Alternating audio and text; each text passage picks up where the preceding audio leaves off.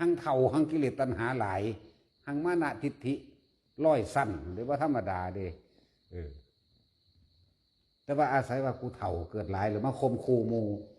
บอกอยากได้พวกเท่าหัวงอกพวกกินข้าวหลายนี่มันธรรมดาเด้พ่อแม่ผู้ใดปู่ย่าผู้ใดเบิ่งเอาโลดเด้อจะคิดได้ว่าเท่าแล้วกิเลสตัณหาจะอ่อนล้าลงไปตามเท่ามันหลายก็เก่าอีกเด้เนาะว่าท่านกับพุทธเท่ากับอรหันต์เบิดทั้งตัวเท่าไปแต่บรรลุไปเป็นขันตายกับอรหันต์ทั้งตัวอันนั้นมันโรแมนตี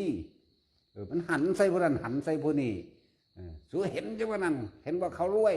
เห็นว่านั้นอันนี้แต่ว่าได้ดังใจนั่นเอานรกให้เขาพวกบ่ฟังความผู้เฒ่าผู้แก่ยังผีแก่เขาลงนรกก็ว่าเด้แต่ของกำลังลงอยู่ตอนนั้นยังบ่รู้เรื่องอีกเนาะเห็นปะ